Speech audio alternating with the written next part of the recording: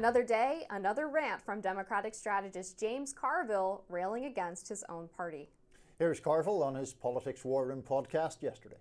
The first one is some Democrats, some progressives in New York, are advocating for bereavement pet leave. Okay, so in other words, if your cat dies, you get 3 days of paid leave. In the entire history of the United States, let me tell you something, a sentence that has never, ever, ever been uttered. Well, Martha, Fido died, so I can't bale the hay today. I mean, come on. Carville also took issue with what outgoing DNC chair Jamie Harrison said during a committee meeting. On the show, Carville read a portion of an article from The Atlantic titled, "The Democrats Show Why They Lost." Carville read, speaking to the Democratic National Committee, which met to select its new leadership this weekend, the outgoing chair, Jamie Harrison, attempted to explain a point about its rules concerning gender balance for its vice chair race.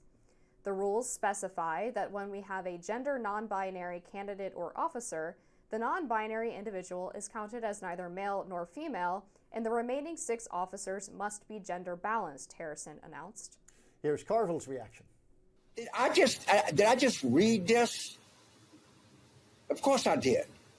And do you believe this? Of course you do. Because that's the level of jackassery that, now does any Democratic candidate? No, I don't even know if Tim Martin himself actually, but they do it. Well, what do you think of that, Amber? Here's your free shot at the Democratic Party. Yeah, that's right. Look, obviously, I agree with the guy. I will say, when we talked to him on this program a couple of weeks ago, I was kind of surprised at how much he got it and then how much he didn't, because I think he's spot on the Democrats' issue on cultural problems. He views them as too woke, as sort of giving in to progressive activist classes that have very niche ideas of who the most important voters are and what their issues are and what matters most to the American people.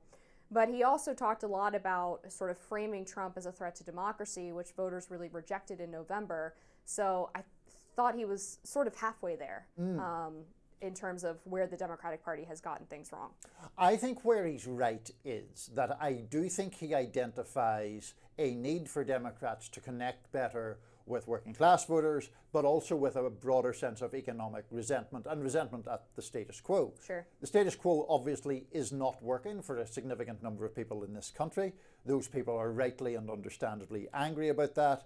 The Democratic Party, which should, at least in theory, be a vehicle for that resentment or anger at sort of basic economic injustice, has in some level got distracted by other things, including I would say a form of sort of identitarian politics.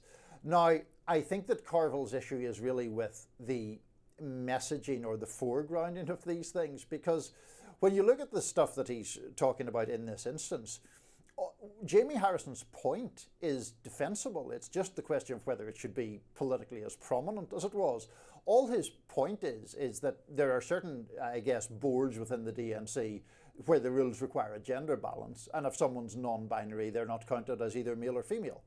Okay, I mean, that's fine. Like, there are non-binary people out there. It seems perfectly fine that they shouldn't be counted as adding to the male membership or adding to the female membership. I know there's a separate question about whether there should be gender balance on committees and all of that, but it's not an inherently nonsensical point. As to the pets, I'm not sure exactly where James is getting the pet bereavement thing from. The proposal that I saw linked to some of his remarks was a proposal in the New York City Council that people can use their own sick days to take their pets to the vet.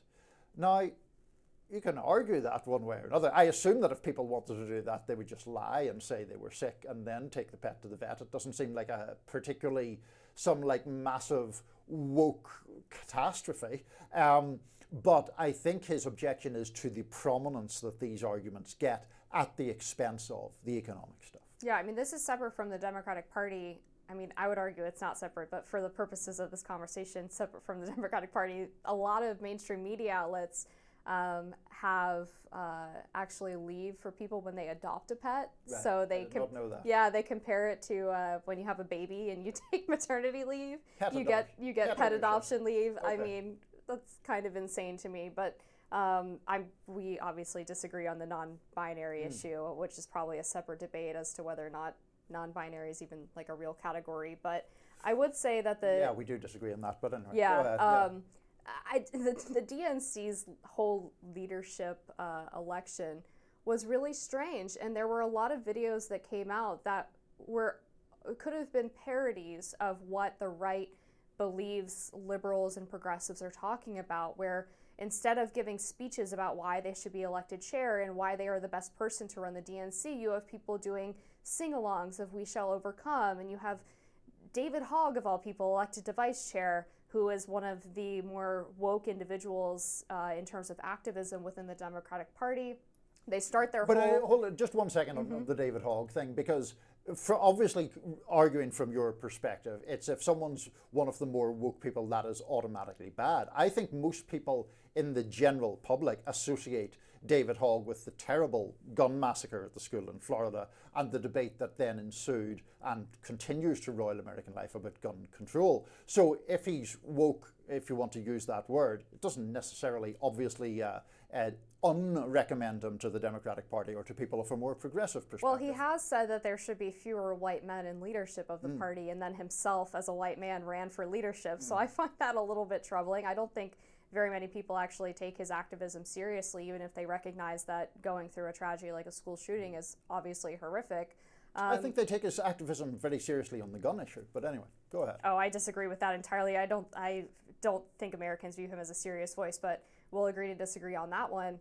And then they started off their entire meeting with a land acknowledgement of basically apologizing that they were even having this conference on land stolen by Native Americans. I mean, all of this being sort of front and center and publicly accessible to people who are watching this leadership battle play out are going to point at that and say they haven't learned anything.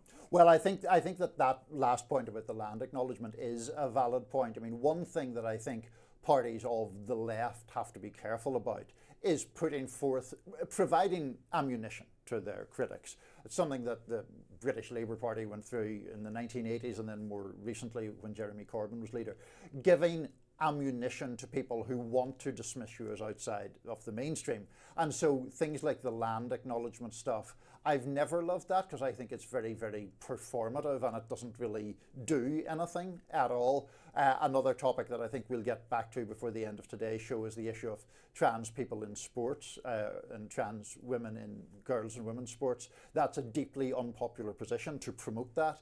And I think that in doing that, you are instantly placing yourself on the wrong side of public opinion, and then you risk alienating the public for things that you're actually on the right side of public opinion for. Yeah, I mean, if you are looking at the current political dynamic where Trump has managed to put himself on the 80% side of an 80-20 cultural issue. To the trans sports thing. Sure, or I mean, the idea of allowing children to undergo gender-affirming procedures. Why would you willingly put yourself on the 20% side of that issue, especially when if you talk to a lot of these Democrats, they'll tell you, like, we're not really sure about this stuff, but the activists in our party are so passionate about it that we feel like we would lose them if we didn't go along with this. And so that's sort of equally problematic as them taking these positions publicly is whether or not they actually sincerely hold these views. We have found common ground at last, Amber. So there we go. You would do it at some point today. Will the CIA ever release the remaining files on the assassination of JFK? Well, we'll find out next. Stick around.